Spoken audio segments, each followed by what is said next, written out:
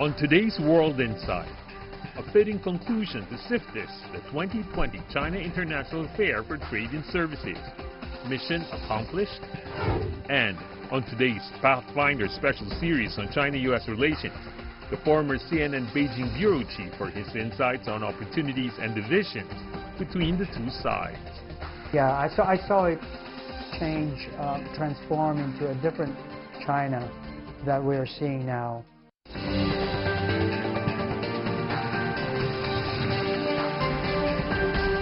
Here is our host, Tian Wei. Hello and welcome to World Insight. I'm Tian Wei in Beijing. The 2020 China International Fair for Trade is wrapped up in Beijing. This is the very first major trade expo since the COVID-19 pandemic began. 8 highlights include 5G technology, public health, and e-commerce. Chinese President Xi Jinping spoke at the opening ceremony, calling for an open, global business environment. Can events like this help promote multilateralism and international cooperation? What is the significance of this fair against the current backdrop of global trade and business environment? Let's loop in our panelists for some answers.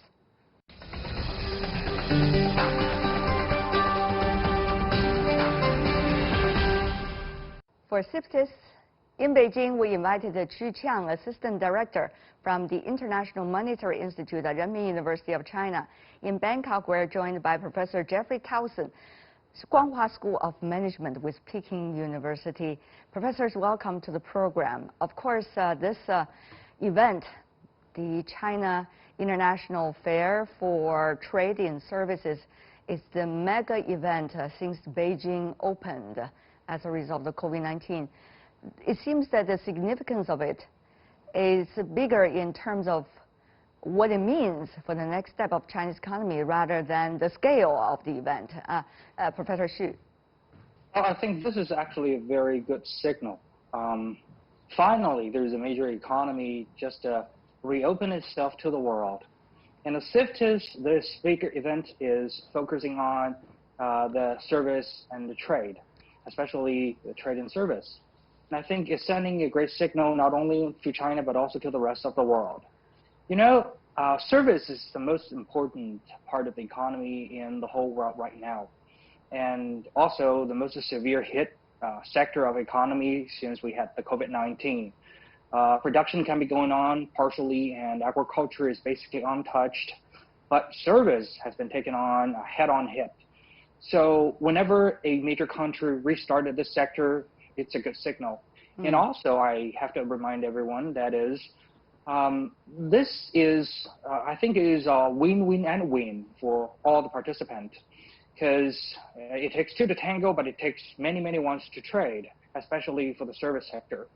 So when China opened it up in the service sector, I think there are many service providers and the service recipients can be part of this great event, and they will have a brighter future since we had the COVID-19. So no matter what, to what extent we have, and service sector reboosted. So I think this event is bigger than itself. Mr. Townsend, Professor, of course, as you may know, I was there at the CIFTIS and also been working with my team throughout the exhibition halls, at the conference forums. And there are, multinational companies coming from the United States, Europe, Japan, you name it. And there's also a lot of local companies. People are talking about service trade. But, this is with the backdrop of China and the European countries are likely to have their leaders talk very soon. This is also against the backdrop that U.S. China trade is likely to encounter another round of challenging situations given the latest rhetoric coming from Washington. So your thoughts about what this event in China could mean and signal about China's approach it has taken?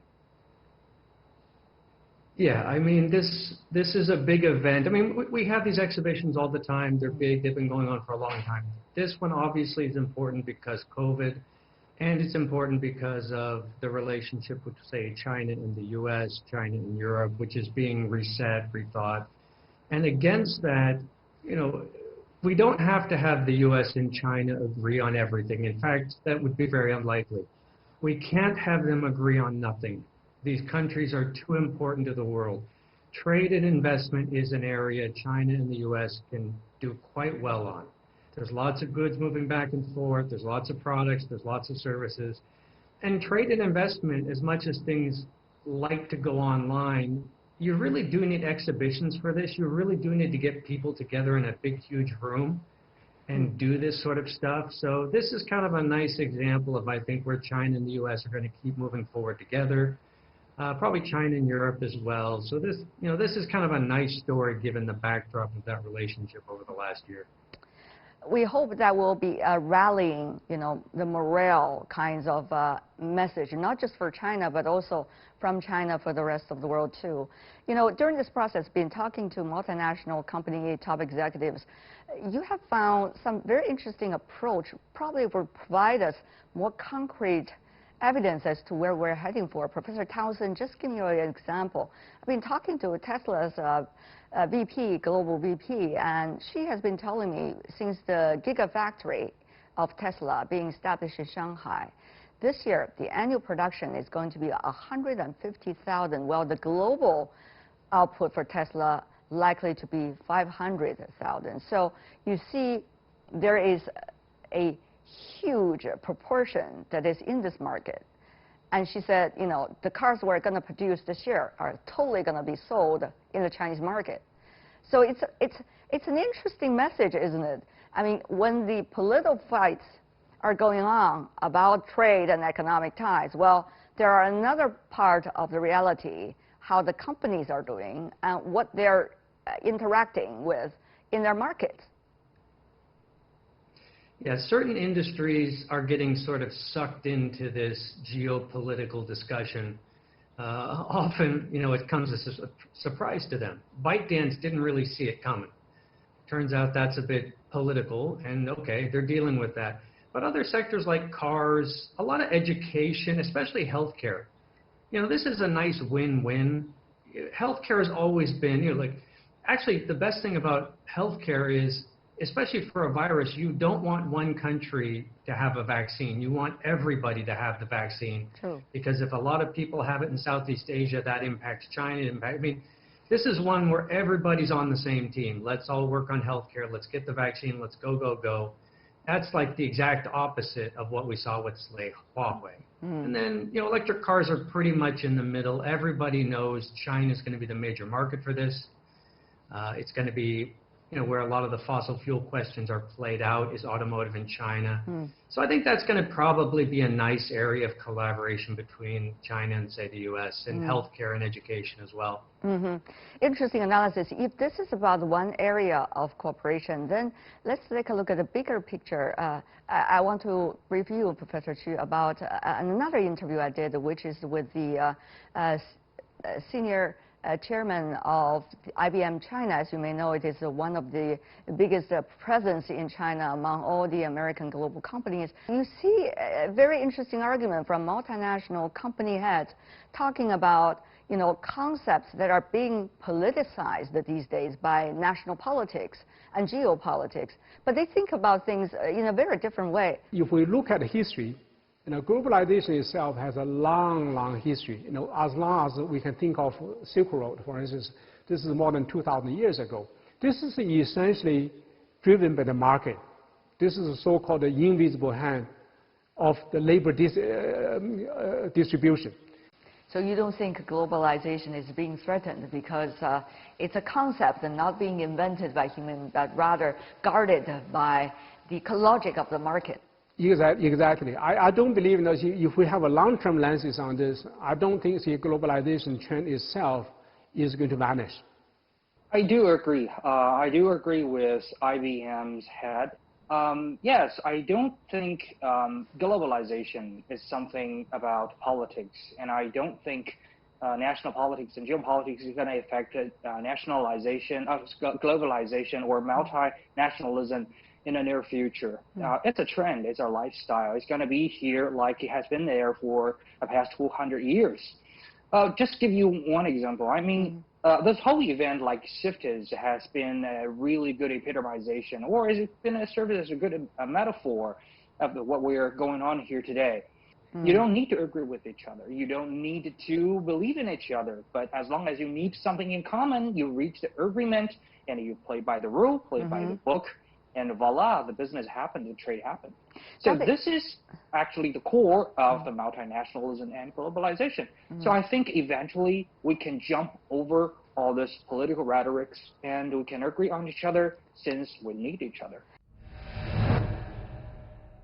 With the help and insights from people like you, which has been a tremendous input for our program, but going onto the ground, you know, really talking to movers and shakers and talking to those companies in the middle of all these changes is really helping us to get a much closer view of what the reality is. So what I'm trying to see here is whether there is a divided world, not about opinion, but rather about perceptions only.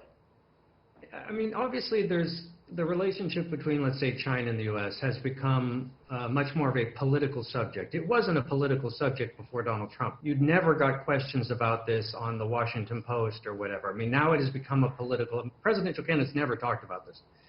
So, and there is a lot of important aspects to that discussion that are probably overdue.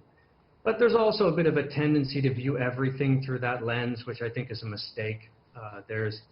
If you go from politics, government level, down to the business level, which is where I live, I spend my days in Hangzhou and Shenzhen and Beijing going to digital companies, and they're amazing. They're so interesting, and the people you meet are great. And you know, you hang out with Alibaba for a day, you're like, this is awesome. I mean, everything's just great. And then you can take it down the next level from business just to people, families, students. I teach a lot of MBAs, and they're fantastic. And you want to be able to talk at all levels. I think a lot of what's going on this year is every discussion is being framed at that top level. You know, if we talk about Silicon Valley, we don't begin by saying, well, what does Trump think? No, we talk about Silicon Valley companies. It doesn't get thrown up to that level. I think a lot of that's been going on, and you know, you want a balanced perspective. And I find the second two levels very inspiring. I spend most of my time on the ground looking at companies, and I think it's fantastic. So, make sure you're going to bring also some of the insights from that layer of discussion. Professor Xu, to you, the same question. Whether the world has been shaped in a way that we are thinking only single-mindedly, without looking at more diversities of realities, which eventually all contributing to the real picture. This is a crucial question, I think, all of us really need to look at right now. First of all, the whole world is in a diversity, and we need to celebrate that diversity and embrace that, that's for sure. But as also you mentioned, right now we have a digital divide or digital spasm all over the world. And I think basically the whole world, the reason why they're thinking alike in a lot of countries across the world are behaving the same is because they're facing the similar problem, not because they are the same, but because the problem they're facing are the same. That is the widening gap. On one hand, globalization has never been so efficient to create wealth. The multinationals like Google, Facebook, and Microsoft are creating wealth in the unprecedented speed. But on the other hand, we're seeing that the people who can share that benefit has been shrinking and shrinking. You know, the giant tycoon like, you know, automobile companies like Toyota, they have probably 500,000 workers for them. And like the Chase Bank, they probably have 250,000 employees.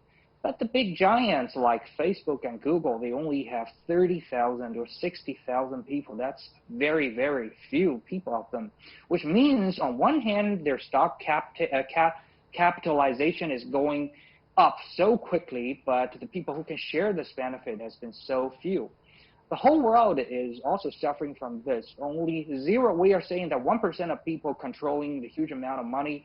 But right now, we're talking about 0.01% of people controlling the huge amount of money. Right. A lot of people has been left behind. So that's the reason for all this. I don't think globalization is wrong in its efficiency and how it can be creative and productive. But the thing is, we have to look at how we can really recorrect the past and to make the world to be more equal, to be more fair. what is going to happen to the trade.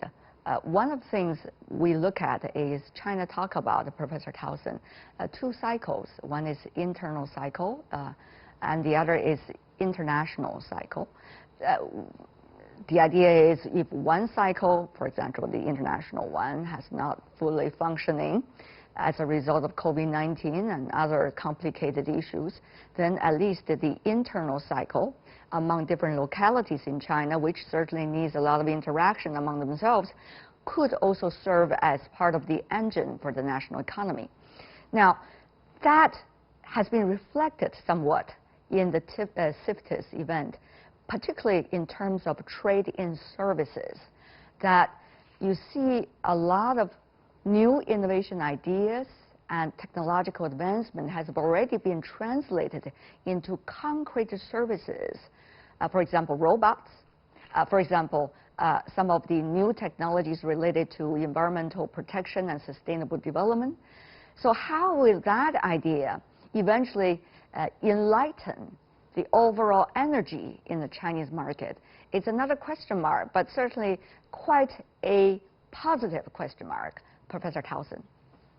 Yeah, there has long been this trend that where does China's GDP growth come from? And it used to be net exports and FDI, and it's shifting to domestic consumption over time, which is where the U.S. lives. And that's been a sort of gradual trend that people have been watching. Within that, I think services is probably the most exciting thing going on. You can basically spend a lot more on services at the end of the day. You can take nicer vacations. You can buy your children better education. Ultimately, you can't buy that many refrigerators. So, I mean, that line does tend to keep going up with rising wealth on a per capita basis in China. So a lot of people are very excited about domestic services. I think that has probably taken on a new dimension in the last year when dependency has become a bit of a discussion, where domestically China doesn't want to be as dependent on the actions of others. And the U.S. is saying the same thing. They don't want to be dependent as much on, let's say, Chinese exports of masks. So, the more that China shifts towards a domestic consumption-driven model, people tend to relax a little bit. And most countries can't do that. I mean, most countries don't have the domestic market that really gives you that type of heft. China does, the U.S. does, the EU does. So, yeah, that's kind of the trend. And the numbers are really interesting in domestic services. I mean, it's really, healthcare is fantastic. As far as I can tell, like the amount of money a Chinese family will spend on education is almost unlimited. Like it just keeps going up year after year. To a certain extent, it's really true. It's a great space. Yeah, and what you have just said is certainly true. But on the other hand, China has made it very clear, even about this CIFTIS event, that it is not about the internal cycle replacing so-called the international cycle, but rather to contemplate that specific one due to some of the recent realities. And also China has been talking about more opening up policies, even in trade services. So this is very important because that has been one of these areas that the negative list has been so much of focus of attention, isn't it, Professor Towson? Briefly. Yeah, I mean, there's the joke that you should always love your spouse more than you need them. Like, that's a little bit about sort of the U.S. China. We all like each other, but nobody wants to need each other. Like, it's like, we have our domestic and we do business with you. But we don't totally need it. I think that's the right balance going forward. Both countries will, work with each other and it'll be fine, but neither will be too dependent on the other in certain areas. But there's one thing that I hope also noticed when talking to people there, because I think there's a great way to do research.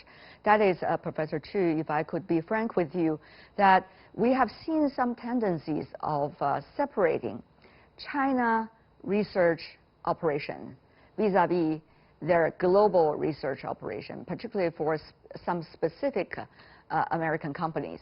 Of course, that is a business way of dealing with the current complexity. That's certainly understandable. But on the other hand, how to avoid real decoupling, technologically speaking, and also to reduce the cost for these global companies, which are really depending on a global staff who are the global talents and the global flow of information, global flow of tools and technologies. So, Professor Chu, about that. About creation and R&D, I think the reason why the human being can achieve such a progress in the past 100 and 200 years is only one secret, that is globalization. Well, the Industrial Revolution and the Newton physics happened in the West is probably a coincidence. But after that, nothing is coincidence.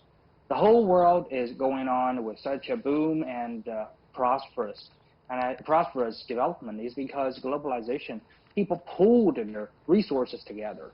People put their production together. More importantly, people put their talent together. Ever since the 1800s, you know, the talents all over the world ran into London, they ran into Berlin, and filled with the universities, and all this great mind, just mind storming with each other, and to create lots of creative idea has been given birth. And same idea happened in the U.S. since World War II. You know, America embraced the whole world's talents. You know, they recruited a lot of talents from China, from Korea, from Japan, from Latin America, from Africa, and anything you name it. And all these great minds, they just clapped with each other and collided with each other and then created something new.